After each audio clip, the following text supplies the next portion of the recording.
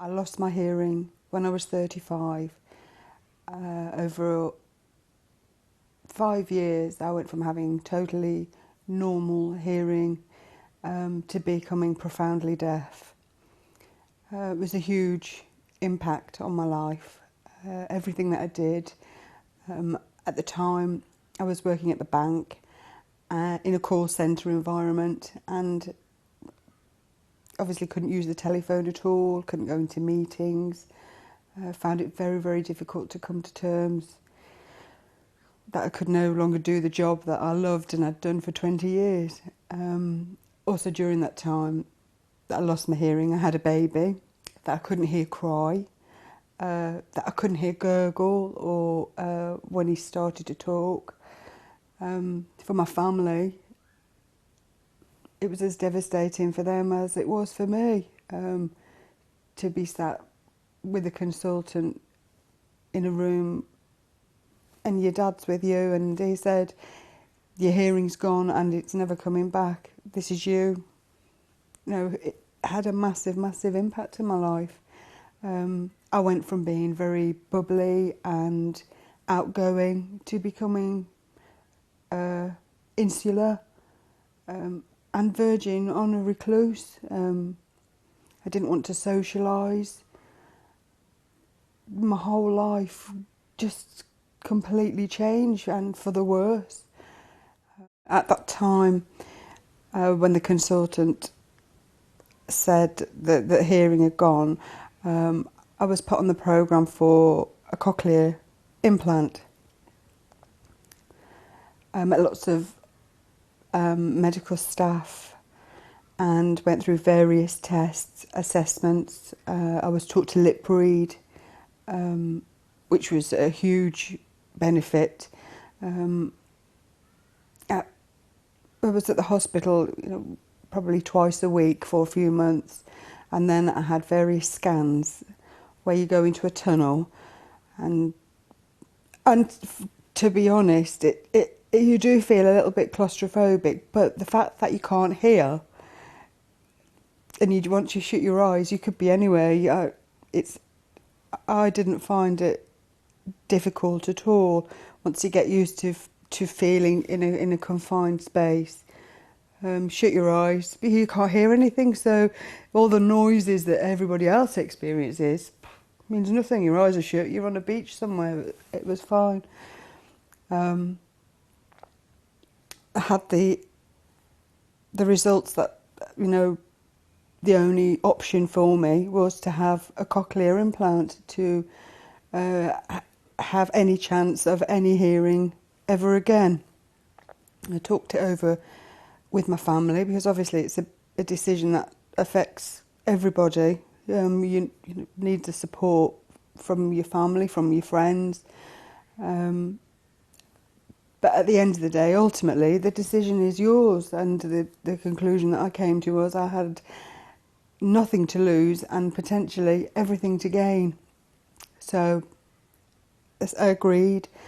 I went for some final tests where you have an injection for meningitis and blood tests, and then you just wait for your appointment to come through. Everybody is very, very nice, very calm and reassuring, and they put you off to sleep and do what they have to do. It was about 3 hours. I came back onto the ward, and within 2 hours I was out of bed.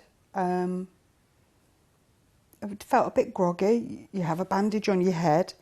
I had no headaches. I didn't feel sick. I just felt as though I'd had a nice sleep. No pain whatsoever. Out of bed, had my breakfast. The consultant came to see me, asked me how I felt. Great. And off you go home. And my mum and dad were with me, and I left the hospital about 11 o'clock, and by 11:30 I was in McDonald's having a cheeseburger and a milkshake. Fab.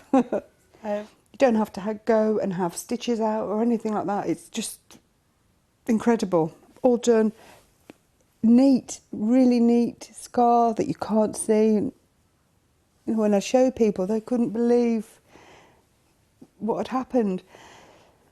So then you have to sit tight for 4 weeks, which for me and was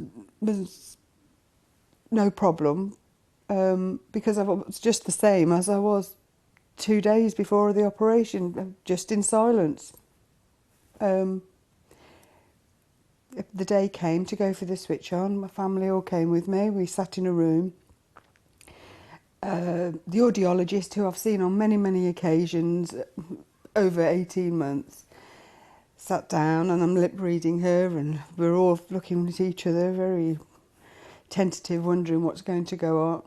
Fits the implant onto my ear to correspond with what's inside, puts it round my ear. I sit down, and I lip read her say, I'm going to switch it on. And I hear beep, beep, and I look and started to cry, and then the family start to cry, and for the first time in 12 years I could hear sounds. And then she said, I'm just going to adjust it so you can actually hear more. So she's on the computer. And I hear her voice, this audiologist who I've seen countless times. And I said to her, you've got a Welsh accent. She said, I'm very, very well. She was from Swansea, and immediately I picked up that she had a Welsh accent. It does sound very strange to start with. Initially, everybody sounds a bit like Mickey Mouse. They're Welsh Mickey Mouse or a Liverpool Mickey Mouse. Squeaky, not as you've ever heard a sound before. And it does take some getting used to the fact that it's an artificial sound, and I did have problems differentiating between men and women in the car coming home. My mum and my dad, I didn't know. I knew what they were saying, but I didn't know if it was my mum or my dad speaking.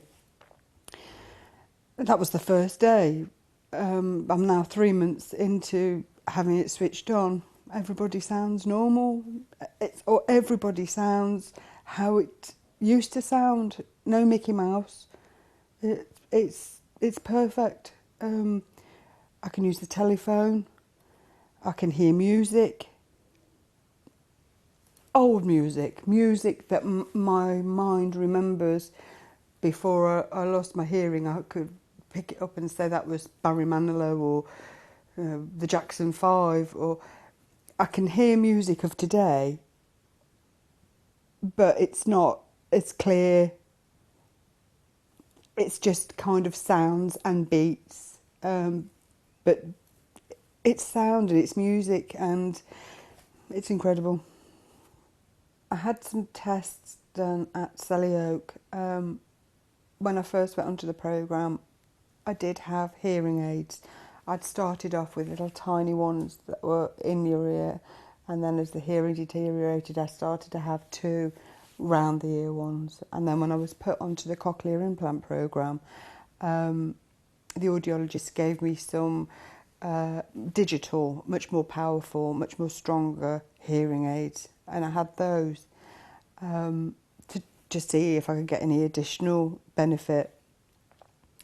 The test that I had to sit in front of a television screen and repeat the sentences that the man on the television was saying to me, and also I had to lip read what was being told to me, the voice taken off, and then lip read, and that went on for some months.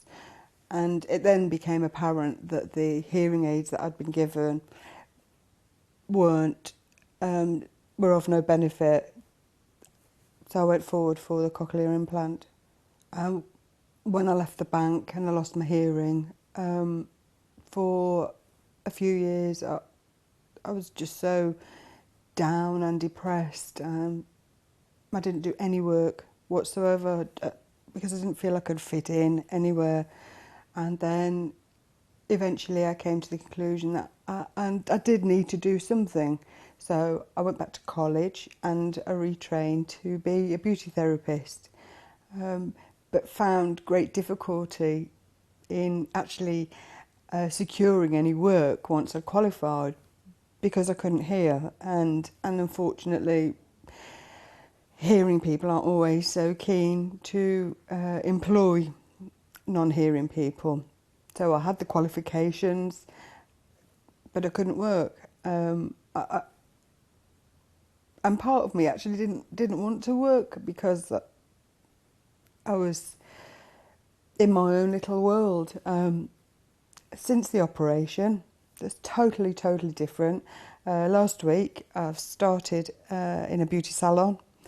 Within a week I've managed to secure 10 new clients, and that is because I can talk to them and I can hear them, and you can engage in the conversation that you long for, that that actually means everybody enjoys what they're having done. And I enjoy going to work now because I want to be with people.